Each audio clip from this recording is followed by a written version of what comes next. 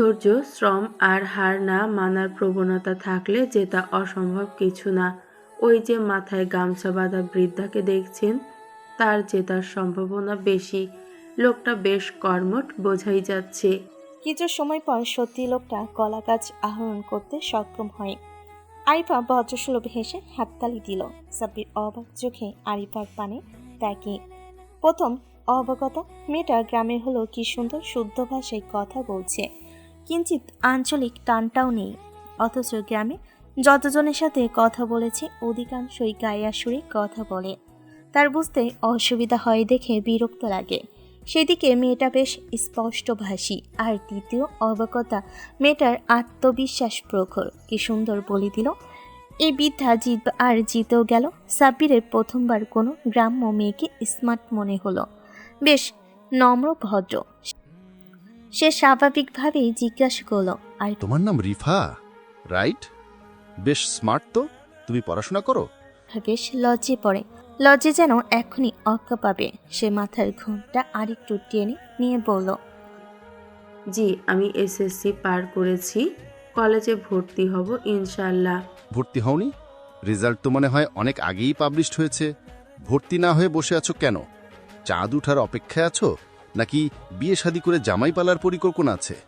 পরপর প্রশ্নে আরিফা থতমত খেয়ে গেল, সাথে এক আকাশ পরিমাণ লজ্জা। ছেলেটা কি বেফাস। সাব্বির উত্তরের অপেক্ষায়। আরিফা কি বলবে ভেবে পায় না। তখনই টিভির কক্ষে প্রবেশ করে রওশন মাহবুব। সাব্বিরের দিকে সরাসরি তাকিয়ে বলল, বিআই সাহেব, যেটাই করুক আপনার মাথা ঘামিয়ে লাভ নাই। আমি কি ঠিক বললাম রিফা? আরিফা বিরক্ত মুখে তাকালো, শুধু কিছু বলল না। সাব্বির ভুরু কুচকে যায়। কাহিনী কি? রওশন ভাই, আমি মাথা ঘামালাম কখন? কাহিনী কি তো বলুন তো। রওশন আর চোখে আরিফার দিকে তাকিয়ে হাসলো শুধু। সাব্বির যেন বুঝে গেল সব। তবে আরিফার নারাজ মুখটা দেখে মনে হল মেয়েটা গলেনি। আর মেয়েটাকে গলানো সহজ মোটেও না। ভালো লাগলো তার আরিফা নামক ক্ষণিকের পরিচিতাকে। রওশন সাব্বিরের পাশে বসে আরিফার উদ্দেশ্যে বলল, আরিফা। আমি কিন্তু আমার জবাব পাইনি। সাব্বির আরিফার দিকে তাকে, আরিফাও তাকায়। চোখাচোখি হয় দুজনে। ব্যাস, লজ্জা অপমানে আরিফার চোখ ভরে ওঠে। রওশনের দিকে তাকিয়ে তবুও যথেষ্ট নম্র গলায় বলল, মলম নই আমি যে কারো ঘায়ে প্রলেপ হিসেবে বসে নিরাময় করব। আপনি এই বিষয়ে আর একটা কথা তুললে আমি রিজ ভাইকে অবগত করতে বাধ্য হব ভাইয়া। বলে আরিফা সজল চোখে ঘর ছাড়ে। ইচ্ছে তো করে এই মহল থেকে পালিয়ে দূরে কোথাও হারিয়ে যেতে, কিন্তু দুঃখিনী যেদিকে তাকায় সেদিকেই বালি চিকচিক করা ধুধু মরুভূমি। ভাবনার অতলে ডোবা আরিফা হঠাৎ কারোর সাথে ধাক্কা খেয়ে পড়তে পড়তে বেঁচে যায়। কেউ আগলে নিয়েছে তাকে। আরিফা কৃতজ্ঞ চোখে চায়। সামিনা বেগম চিন্তিত হয়ে বলল, চোখ ওপরে তুলে হাঁটলে কি শীঘ্রই বাপ মায়ের কাছে পৌঁছাতে পারবে? বুঝলে মেয়ে? আরিফা লাজুক হাসলো। সরি খালাম্মা, আসলে খেয়াল করিনি। সামিনা বেগম টেরা চোখে চাইলেন, কিছু বলতে নিয়েও থেমে যান। আরিফাকে ব্যস্ততা দেখে বলল, তোমার সাথে আমার কথা তো আছে, অতএব গুরুত্বপূর্ণ, সেই পরে বলবো। এখন বলো, রওশনকে দেখেছো? আরিফা কিছু পল চুপ থাকলো। উত্তরের আশায় তাকিয়ে থাকা সামিনা বেগমের কথার জবাবে কিছু না বলে টিভির ঘরটা দেখিয়ে দিল শুধু। সামিনা বেগম সেদিকে ছুটে যান। রওশন সাব্বিরের পাশেই বসা ছিল। মায়ের ইশারায় কামরা থেকে বেরিয়ে আসে। রওশন, আমার কি হয়েছে? চিন্তিত লাগছে তোমাকে? ওই তার ছেঁড়া ছেলেটা এসেছে, আর তোর ভেবলি বোন হাঁ করে ছেলেটাকে গিলছে। আবেগের ঠেলায় লাজ শরম সব ভুলে বসেছে। আমি চোখ পাকালাম, আমাকে যেন দেখলই না। ভুর কুচকে যাই। তার ছেড়া বলতে সিনে এসেছে। রওশন আর এক দণ্ডিও দাঁড়ালো না, হনহনিয়ে ছুটে যায় বৈঠকখানার দিকে। বন্ধুর টানে, নাকি বন্ধুর থেকে বোনকে দূরে রাখার প্রয়াসে, কি জানি। সিনভাই, তোমার বোন আরেক হারামি। বড়লোক বাড়ির বউ হইয়া গরিব আমারে চোখেই দেখে না।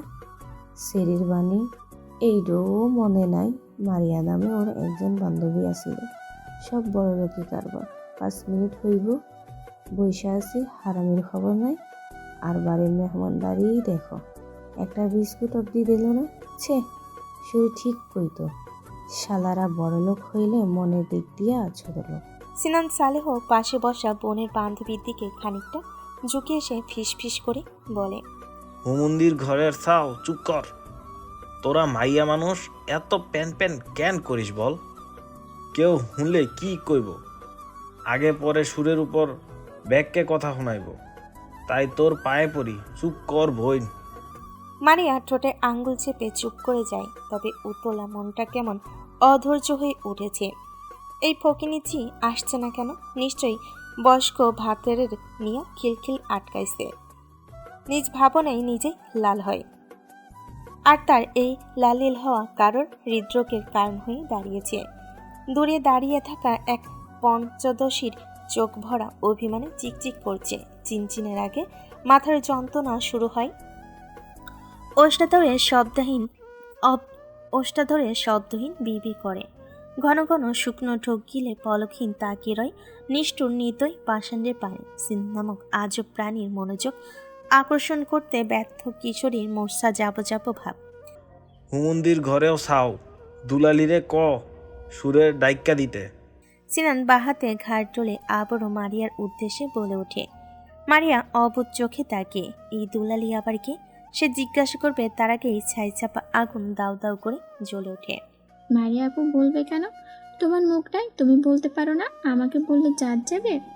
নিজেকে কি ভাবে কি? হ্যাঁ, আমেরিকান প্রেসিডেন্ট? ছবি ঠিক বলে, তুমি আসলে একটা তাচ্ছিরা। সিনান দাঁত কটমট করে হুট করে এগিয়ে যায়। মারিয়ার চোখের আগার ক্রমশই বড় হয়। সিন ভাই আর তার আসমানে চড়ে থাকা মেজাজ। আহারে বেচারি রূপসা গালে হাত বুলে জোরে লাগেনি, আবার আসতো না। আসলে সে জানে না চরের স্বাদ কেমন। প্রথমবার কেউ তাকে মারল, রাগে দুঃখে হামাগুড়ি দিয়ে কাঁদতে মন চায়। শালা খারুস, সে গালে হাত রেখেই এক বুক অভিমান জমা করে ধূপধাপ পা ফেলে চলে যায় বৈঠকখানা থেকে। সিন ভাই তাকে মেরেছে, মারতে পারলো, বুকটা একটু কাঁপলো না? কি এমন ভুল করেছে? সেও মনে উকি দেওয়া প্রশ্নটা হঠাৎ কান্না অভিমান মুছে দেয়। কিশোরী লজ্জায় বুধ হয়ে আসে। ধবল কোমলমতি কপালে জোড়া গোধূলি বেলার পশ্চিম আকাশে নাই কমলারাঙ্গা রোদ ছড়িয়ে দেয়। ইস! রূপসা চলে যেতে মারিয়া আতঙ্কিত গলায় সিনানকে বলল, সিন ভাই, এইটা কি করলা? হাই আল্লাহ, ওই আল্লাহ দে আটখানা মাইয়ারে মালা। জানো, সেবার আমাদের ক্লাসের এক মাইয়া ওরে ডঙ্গি কইছিল। তারপর কাহিনী শুরু হইল। হেডমাস্টার আইসা মায়াডার উপরে তাপাল্লিং দেখাইল, হ্যান ত্যান। তারপর আল্লাদির হাত দইরা মাপ চাইছে। আর তুমি কি না আল্লাদিরে মারলা? ওই 14 গোষ্ঠী ওরে ফুলের টোকা দিয়েছে কিনা সন্দেহ। আহারে, দাওয়াত খাওয়ার শখ জাগছিল। কি জানতো তোমার 40 আর দাওয়াত খাওয়ার সৌভাগ্য হইব। মারিয়ার বকবকনিতে কানে আঙ্গুল ঢুকিয়ে দিল সিনান। এ যে শাপলার জাত গোষ্ঠী। সে চাপা স্বরে ধমকে বলল, হুমন্দির ঘরের ছাও, আরেকবার কথা কইলে তোর গালেও পড়ব। চুপ থাক, কেডা জানি আসতাছে। কারো পায়ের ধপাস ধপাস শব্দ শোনা যায়। মারিয়া অতি সত্বর ভদ্রমেয়ে বনে যায়। কৌথুলি চোখে দরজার দিকে থাকে। বৈঠকখানায় প্রবেশ করে রওশন মাহবুব খান। সিনান আর চোখে তার গম্ভীর মুখটার পানে এক ঝলক দেখে নেয়। গিরগিটিও নিশ্চয় এত দ্রুত রং বদলায় না যতটা রওশন বদলেছে। সেদিনের অপমানটুকু সিনানের হৃদয়ে সুইগাথা দিয়ে গেঁথে দেওয়া হয়েছে, যা ভোলা প্রায় অসম্ভব। হঠাৎ কি মনে করে? রওশন সিনানের উদ্দেশ্যে প্রশ্ন ছুড়ে সন্ধিয়ানি চোখে চোখ বলে পুরো রুম। রূপসাকে না দেখতে পেয়ে খুশি হয়।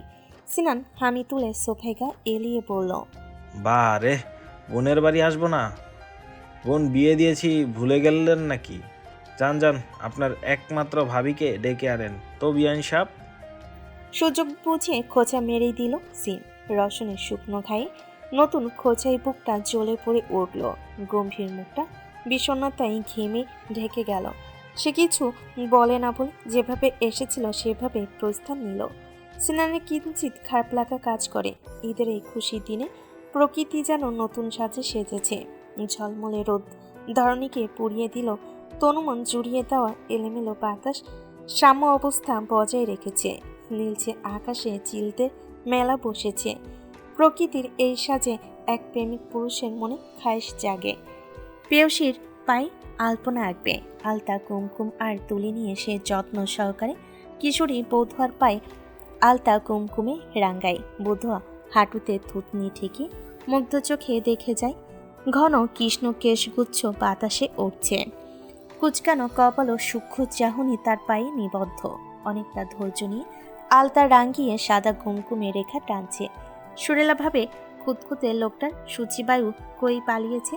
পালায়নি অবশ্য, এসবে আগে তার পা দুটো সাবান, স্যাভলন ও স্যানিটাইজার দিয়ে মারাঝাড়াই করা হয়েছে। তারপর না জল এত দূর করালো। যেমন হোক সুরেলার বেশ লাগছে। সময়টা এখানে থমকে গেলে মন্দ হতো না। সুরেলা খেয়াল করে জনাবের সরু নাকটায় বিন্দু বিন্দু ঘাম জমেছে। সে কিছু না ভেবে আঁচল বাড়িয়ে মুছে দেয়। নবীর চোখ উঠিয়ে তাকায়। সুরেলা নাকটায় খোঁচা দিয়ে বলল, ঘাম মুছে দিলাম। ওখানে টিস্যু বক্স ছিল। নতুন শাড়ি একদম পরিষ্কার আঁচল দিয়ে মুছেছি। শাড়িটা নোংরা হয়ে গেল তো। উত্তরে সুরেলা হাসলো। হলে হবে, তাই বলে আপনি এক স্ত্রীর থেকে স্ত্রীগত অধিকার হরণ করতে পারেন না। বদদোয়া লাগবে। নরিস বাঁকা চোখে দেখে নেয় একবার। সুরেলা সুযোগ বুঝে আবদার জুড়ল, শুনছেন? হুম। বিকেলের দিকে একবার ও বাড়ি থেকে ঘুরাই আনবেন। না করবার পারবেন না। পসিবল না। কাল থেকে যাত্রাপালা শুরু হবে। অভিনেতা অভিনেত্রী বিকেলেই আসবে। তাছাড়াও প্যান্ডেল, স্টেজ সাজানো এখনো বাকি। সিন নিজেই আসবে, যাওয়ার প্রয়োজন নেই। নরিস হাঁটুর উপর থেকে পা দুটো পিড়িতে নামিয়ে দেয়। সুরেলা খুশিতে লাফ দিয়ে ওঠে। সিন ভাই আসবো কখন? আগে বলেন নাই কেন? আলতা নষ্ট হোক, তারপর তোর একদিন কি আমার একদিন। ধমকে সাবধান করে নরিস। মাহবুব খান সুরেলা মোটেই ভয় পায় না। নরিস মাহবুব বেলকুনি ছেড়ে ঘরে যেতে যেতে বলল, সিন এসেছে, ড্রয়িং রুমে বোধ হয়, আস্তে ধীরে যাবি। সুরেলা বিস্ফোরিত ভঙ্গিতে এগিয়ে আসে। আশঙ্কিক খুশিতে বাকবকুম কিশোরী আবেগ ধরে রাখতে পারে না। সিন ভাই আসছে? কখন আসছে? আগে বলেন নাই কেন? হায় আল্লাহ, আমি যাই, থাকেন। বলে সুরেলা এক দৌড়ে দরজা অবধি পৌঁছে। আঙ্গুলে ভর দিয়ে দরজার চিটকুনি খুলে বের হবে, তখনই নরিচের রাশভারী গলা শোনা যায়। ডার্লিং, এত কষ্ট করে তোর পা আলতা কুমকুমে সাজালাম, আমার পারিশ্রমিক দিবি না? সুরেলা ঘাড় বাঁকিয়ে দেখে জনাবের গম্ভীর মুখখানি। দূর হতেই ঠোঁট চোখা করে সশব্দে চুমু দিয়ে ভোদর। নরিচ মুচকি হেসে ছুঁড়ে মারা চুমুখানি মুঠোয় ভরে স্বীয় গালে ছুঁয়ে দেয়। সুরেলা মাথায় ঘোমটা টেনে বড় বড় পা ফেলে এগোয়। সিন ভাই প্রথমবার এসেছে তার সংসারে, তাকে আপ্যায়ন করতে হবে না? সে তড়িঘড়ি হাঁটার সময় কিছু একটার সাথে বেজে মেঝেতে ছিটকে পড়ে। কোনোই যেন কারেন্টের শক খেল। হাত তার শেষ মুখবিপদ থেকে ব্যথাতুর ধ্বনি নিগত করে বলে, রওশন ভাই একটু দেখে হাঁটবেন না? আমি দেখে হাঁটছিলাম সুরেলা, তুমি চোখ আসমানে তুলে হাঁটছিলে। ভুল তোমার। রসনে কাঠখোট্টা গলা। সুরেলা অনেক কষ্টে উঠে দাঁড়ালো। কোমরেও লেগেছে খানিকটা, তবে কোনো এর হাত দিতেই তল জাতীয় কিছু সন্ধান পায়।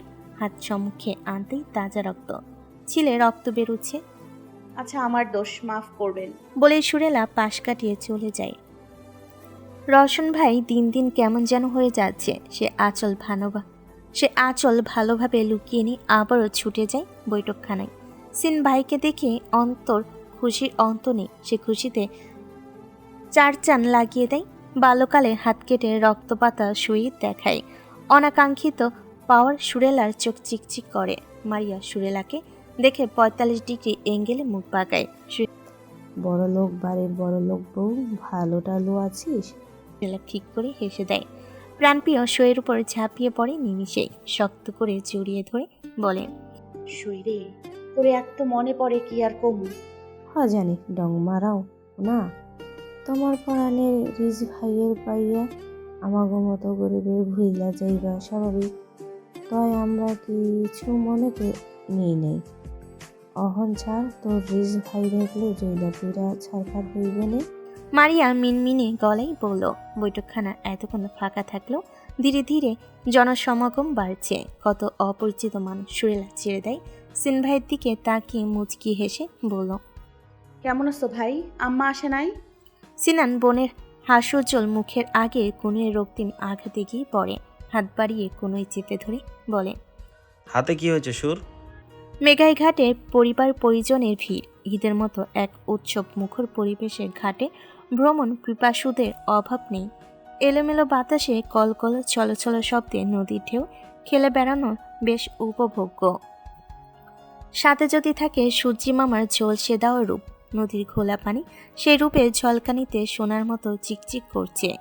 ঘাটে বুলাকের উপর বসে এক উদাসী রমণী, পাশেই গম্ভীর মুখ মানব সিনা টান টান করে দাঁড়িয়ে আছে, যেন প্রহরী পাহারা দিচ্ছে। ঝালমুড়ি খাবে রূপা? প্রহরী নীরবতা ভেঙে বলে উঠল। রূপালী অবিচল ভঙ্গিতে মানা করে দেয়। সাদমান হাল ছাড়লো না। তাহলে কি খাবে? ফুচকা নাকি চটপটি? খেতে ইচ্ছে করছে না। একটু আগেই না খেতে ইচ্ছে করছিল। রূপালী সাদমানের দিকে মুখ ঘুরিয়ে নিল। তখন তো আপনি মুখের ওপর মানা করে দিলেন, এখন সাজছেন যে আপনার বাচ্চার লোল পড়বে বলে। সাদমানের হিম চোখে তাকিয়ে জবাব দেয়, বাচ্চাটা আমার একার না রূপা, সে তোমারও। ও আচ্ছা, হ্যাঁ আমারও তো। রূপালী আবারও চুপ হয়ে সাদমানের হাতের মুঠোয় শক্ত হয়ে আসে। সহ্যের একটা সীমা থাকা উচিত। এই নির্লিপ্ততা ভালো লাগে না তার। জীবনটা বোধ করি গোছানো হলো না, সব কেমন রঙহীন, মলিনতায় ছোঁয়া। সাদমান করে শ্বাস ফেলে বলল, উঠে আসে রূপা, ডাবের পানি খাবে এখন? ইকরাম ভাইয়ারা নৌকায় ভাড়া করেছে।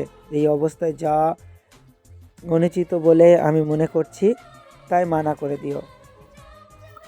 রূপা মাথা ঝাঁকিয়ে বলল, আমি এমনিতেই মানা করে দিতাম, পানিতে ভয় লাগে আমার, কেমন ঢেউ উঠছে, যদি কোনোভাবে আমি ওই পানিতে পড়ে যাই তাহলে তো বাঁচার চান্স নেই। রূপা, গম গম আওয়াজের ডাকে রূপালীর গায়ের লোমকূপ খাড়া হয়ে আসে। বুকে থুতু ছিটিয়ে মেকি সুরে বলে, কথার কথা বলেছিলাম তো, এভাবে ডেকে ভয় দেখানোর কি আছে? উঠে আসতে বলেছি রূপা। রূপা উঁচু পেটে হাত রেখে আলগোছে উঠে দাঁড়ায়। গুটি গুটি পায়ে লোকটার পিছু পিছু হাঁটে। সাদমান একটা ডাব নেই, তা দেখে রূপালী বলে, আপনি খাবেন না? না। রূপালী ঠোঁট চোখে করে ও বলে, ইষ্ট মুখে পুড়ে চুটতে চুটতে শব্দে ডাবের পানি খায়। এটা ডাব হলো? একটুও স্বাদ নেই, কেমন পেট মুছড়ে বেরিয়ে আসতে চাইছে। মুখটা এইটুকুন বানিয়ে অনিচ্ছা সত্ত্বেও গিলে। তা খেয়াল করে সাদমান রূপালীর হাত থেকে ডাবটা কেড়ে নিয়ে ছুঁড়ে ফেলে নদীর দিকে। খেতে পারছে না, তবু যে দেখে খেতেই হবে সে কিছু না বলে ডাবের দাম মিটিয়ে শক্ত করে রূপালীর কোনোই চেপে ধরে হাঁটা দেয়। রূপালীর গলা শুকিয়ে কাট। কি হলো আবার? শান্ত লোকটা রাগলো কেন? সে মিনমিনে স্বরে বলল, কি হয়েছে? আস্তে হাঁটুন, পেটে টান লাগে তো। সাদমান হাঁটার গতি কমিয়ে দেয়, কোনোই ছেড়ে কাজ জড়িয়ে ধরে। রূপা, তুমি কি রিজের উপর দুর্বল ছিলে? বাছো। সত্যই ফুসকা মুখে পড়েছিল রূপালী। সাদমানের কথায় সংবিত চোখে তাকায়। অস্বাভাবিক পলক ঝাপটানো সন্দেহজনক। ফর্সা শুকনো মুখটা রং বদলাচ্ছে। সাদমান কফির মগে চুমুক বসায়। অভিজ্ঞ নজর রূপালীর হাবভাবে বিদ্ধ। রূপালী সময় নিয়ে ফুসকা চিবি গলগদ্ধকরণ করে পানি খায়। নিজেকে যথাসাধ্য স্বাভাবিক রেখে বলে, কি বলছেন এগুলো? আমি অমন মেয়ে নই। ও আচ্ছা, তুমি তো ভালো মেয়ে। সাদমান সামান্য হাসল তার ছিলে। রূপালী অনুসন্ধানী চোখে যায়। গম্ভীর মুখটায় হাসি খুব একটা দেখা যায় না। সে ঘন ঘন পলক ফেলে এক বুক সাহস সঞ্চয় করে শুধালো, কে বলেছে এসব? নিশ্চয়ই রিজ ভাই, সব মিথ্যা, আমি কারোর উপর দুর্বল ছিলাম না। সাদমান কিছু বলে না। কফিতে চুমুক বসি তাদের পাশে টেবিলে বসা এক কপতির দিকে তাকাই। কম বয়সী ছেলে মেয়ে, আবেগ ধরে রাখা দায়। মেয়েটা বার্গার খেতে খেতে গালমুখে সসে মাখিয়ে ফেলেছে। ছেলেটা 101টা আহ্লাদের সাথে সেগুলো টিস্যু দিয়ে মুছে প্রেমময়ী বাক্য আওড়াচ্ছে, যদিও শোনা যাচ্ছে না। তবে তার ঠোঁট নাড়ানোর ভঙ্গিতে সাদমান বুঝতে পারে কি বলছে। জান বাবু সোনা, এই তো। রূপালী ক্ষণপল পূর্বেই কপট যুগলকে মুগ্ধ চোখে দেখছিল। সাদমান খেয়াল করেছে, কিন্তু সে তো মুগ্ধতার কিছুই খুঁজে পেল না। চোখে কি তবে সমস্যা দেখা দিয়েছে? তার কাছে এসব ন্যাকামো লাগলেও হয়তোবা রূপকে মুগ্ধ করে। তাই হয়তোবা খুব কাছে থেকেও যোজন যোজন দূরত্ব তৈরি হয়েছে। কিছু বলছেন না যে? রিজ ভাইয়ের সাথে আমার কিছুই ছিল না, বিশ্বাস করুন। রূপালীর চোখে মুখে ভয়, হারানোর ভয়। কিন্তু কি হারানোর ভয় করছে? সাদমান স্বীয় গম্ভীর ভাব অবিচল রেখে বলল। বিশ্বাস করলাম। রূপালীর মনটা খচখচ করে। উনি রিজ ভাইয়ের কথা জানলেন কিভাবে? রিজ ভাই বলেছে নিশ্চয়ই। রূপালীর রাগে কান্না চলে আসে। রিজ ভাইয়ের প্রতি ঘৃণার পালা আরও বেড়ে যায়। রিজ ভাইকে আজ দুটো কথা না শোনালে নয়। কিভাবে কি নিজেকে? হ্যাঁ। সাদমান টিস্যু বক্স রূপালীর দিকে ঠেলে দিয়ে বলল। ফুচকা নিশ্চয়ই অনেক ঝাল, তার জন্য চোখে জল জমছে, তাই না রূপা? আইসক্রিম খাবে? আনবো? রূপালী কোনো মতে মাথা নাড়ল। টিস্যু টেনে চোখের জল নাকের জল মুছে নেয়। সাদমান উঠে গিয়ে আইসক্রিম এনে টেবিলের উপর রেখে দেয়। রূপালী ততক্ষণে নিজেকে সামলে নিয়েছে। তাকে ভাঙতে সাদমান আবার চেয়ারে গা এলিয়ে বলল। 29 পেরিয়ে 30 ছুঁই ছুঁই, জীবন যৌবনে ভাটা পড়বে পড়বে ভাব। তখনই আমার হুঁশ হলো ছেলেকে বিয়ে করানো দরকার। নিজেই পছন্দ করে সব ঠিকঠাক। আমি বাধ্য ছেলে কবুল বললাম। সংসার দায় দায়িত্ব আর নিজ কর্মক্ষেত্রের বাইরে কখনো কোনো দিকে তাকানোর সময় পাইনি। ভাগ্য যাকে লিখে দিয়েছিল তাকে নিয়েই স্বপ্ন বুনেছিলাম। কিন্তু তুমি রূপা খুব স্বার্থপর, নিজেকে ছাড়া কখনো কাউকে নিয়ে ভাবইনি। রূপালী হতবিহ্বল। শেষ দিকে কি বলল? রূপা স্বার্থপর? সে নজর ঝুঁকিয়ে নিল। ভেজা চোখ শুকুতে পারেনি। আবারও জলধারা বয়ে গেল। সাদমান টিস্যু পেপার নিয়ে রূপার হাতে গুজিয়ে দিয়ে বলল। কান্না করবে না রূপা। তোমরা মেয়েরা সব কিছুতেই কেঁদে জিতে যাও। পড়াশোনা করবে, ডাক্তার হবে। আমি কলেজে ভর্তি করিয়ে দিলাম। তুমি বই খাতা কিনে টেবিলে সাজিয়ে রাখলে। যেই শুনলে রিজ তোমার পড়াশোনার ব্যাপার নিয়ে আমার সাথে কথা বলেছে, অভিমান করে জেদ ধরে পড়লেই না।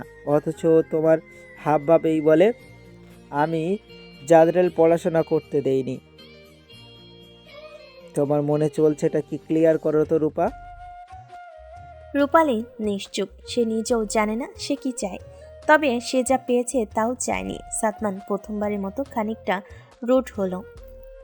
তুমি বললে রিজের প্রতি তোমার দুর্বলতা নেই, অথচ আমি যে ভিন্ন কিছু দেখতে পাই। এমন কিছু থেকে থাকলে ক্লিয়ার করো রূপা। রূপালীর রুহু অব্দি কেঁপে ওঠে। ভয় হয় বাঁধন ছুটে যাওয়ার। সে কিছু বলতে চায়, ভয় আর জড়তাই বলা হয় না। তার নীরবতা সাদমানের চোয়াল শক্ত বানায়। কপালের কালছিটে রগ জাগ্রত হয়। সে ওয়ালেট বের করে কতিপয় টাকা টেবিলে রেখে রূপাকে ফেলেই চলে যায়। রূপালী সেখানেই বসে নীরবে কাঁদে। সব তো ঠিক চলছিল, হঠাৎ কেন সব এলোমেলো হচ্ছে? কোন কালবৈশাখীর আগমন ঘটল? রূপালী উঠে দাঁড়ালো। ফোপানি দরুন ভারী পেটে টান লেগে চিনচিন করছে, পায়েও ঝিঝি ধরেছে। রূপালী সব উপেক্ষা করে এদিক ওদিক তাকিয়ে খোঁজে তাকে একা ফেলে কোথায় চলে গেল। রূপালী দিক বিদিক হারিয়ে রাস্তায় উদ্ভ্রান্তের মতো হাঁটে। কি করবে, কোথায় যাবে ভেবে পায় না। লোকটা কি তাকে ফেলে চলে গেল? লোকটা তো এতটা নিষ্ঠুর, দায়িত্বহীন, জ্ঞানহীন লোক নয়। তাহলে আজ কি হলো? সে শুকনো ঢোক গিলে আশেপাশে তাকায়। সুবিধাজনক এক লোকের থেকে ফোন চেয়ে নিয়ে সাদমানের নম্বর তুলে কল লাগে, রিসিভ হয় না। রূপালী যেন চারপাশে অন্ধকার দেখতে পেল। অভিমান জমল মনে। ফোন ফিরিয়ে দিয়ে গাড়ির দিকে এগিয়ে যায়। একা তো আসেনি। নওরিন আপা, ছোট ইকরা দুলাভাই এসেছে। সে একাই গাড়িতে গিয়ে বসে সবার অপেক্ষায় থাকে। মিনিট পাঁচেক সেভাবেই বসে থাকতে থাকতে চোখ লেগে যায়। ঘুম দীর্ঘ হয় না। উটকো গন্ধে পেট গুড়গুড় করে ওঠে। গন্ধ কোত্থেকে আসছে? চোখ তড়িৎ গতিতে খুললে সোজা হয়ে বসে। কিঞ্চিত ঘাবড়ালো পাশে বসযোগ্য লোকটাকে দেখে স্বস্তি বোধ করে। এতক্ষণ ওনার কাঁধে মাথা রেখে ঘুমাচ্ছিল, আর উটকো গন্ধ ওনার মুখ থেকে আসছিল। নিশ্চয়ই সিগারেট খেয়েছে। সিগারেটের গন্ধ আর অসহ্য লাগে না। শুয়ে গেছে 3 বছরে। সিগারেট লোকটার পছন্দের খাবার কিনা? রূপালী মলিন মুখে লোকটার পানে তাকিয়ে থাকে। লোকটা তার দিকে তাকাচ্ছে না কেন? রূপালী ভয় দ্বিধা দ্বন্দ্ব কাটিয়ে আবারও কাঁধে মাথা রাখল। দুহাতে মাংসল বাহু শক্ত করে জড়িয়ে ধরল। বিশ্বাস করুন, তেমন কিছুই নেই। রিজ ভাইকে আমার বিরক্ত লাগে। আমি তোর কথা মনে এলেই 2-3টা অভিশাপ দিয়ে দিই। সাদমান রূপালীর কথা শোনে, তবে প্রতিক্রিয়া ব্যক্ত করে না। রূপালীর ভয় হয় লোকটা ভুল বুঝে তাকে দূরে ঠেলে দিলে কোথায় যাবে সে।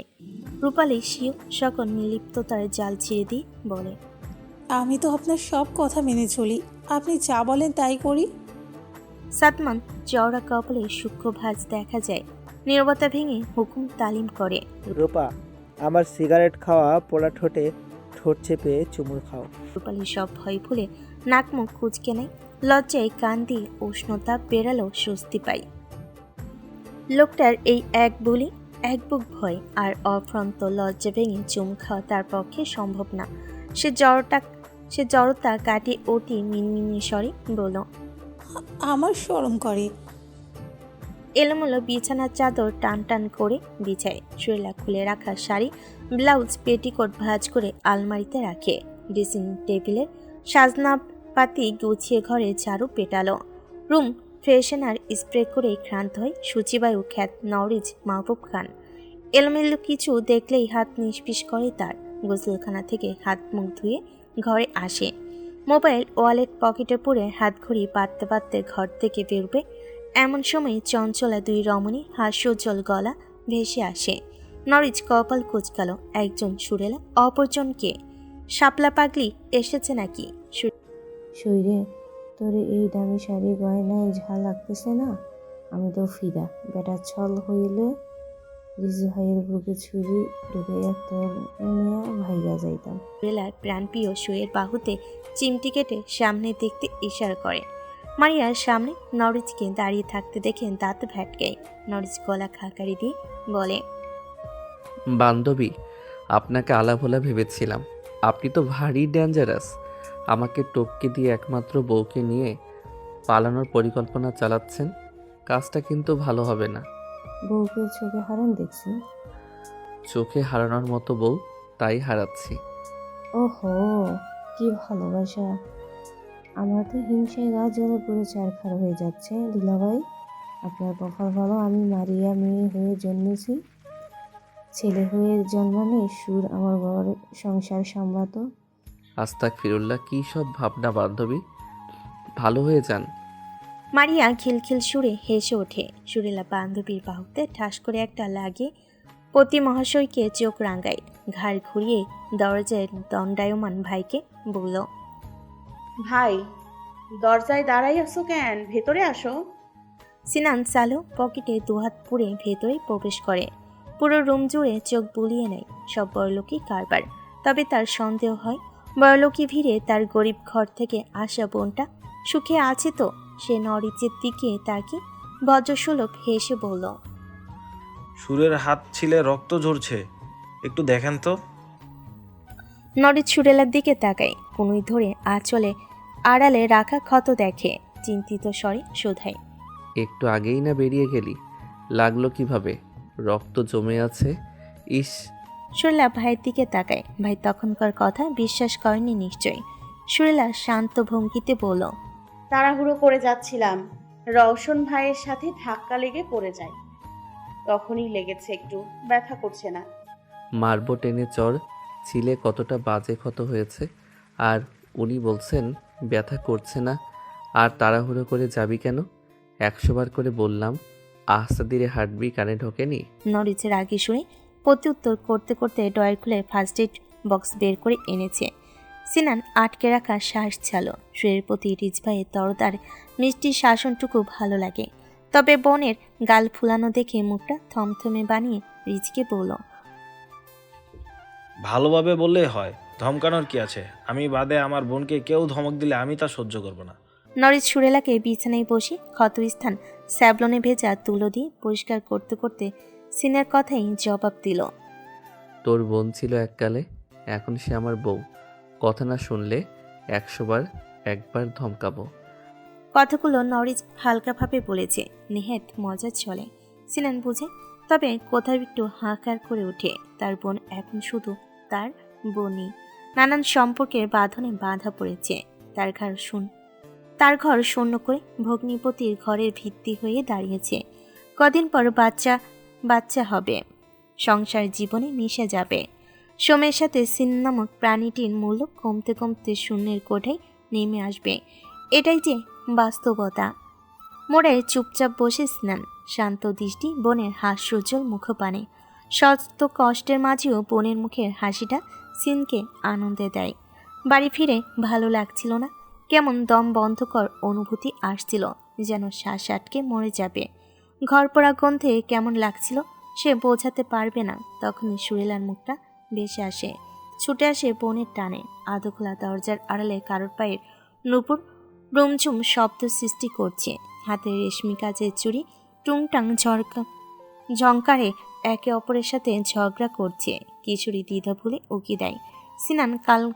সিনান কান খাড়া করে দরজার দিকে তাকালো। আলালের ঘরে দুলালিকে উকিঝুঁকি করতে দেখে সেও কপাল চাপড়াতে ইচ্ছে করে। এই আবেগের ঝোলা শুধরানোর না, নির্লজ্জ মেয়ে মানুষ। সে সুরেলাকে বলল,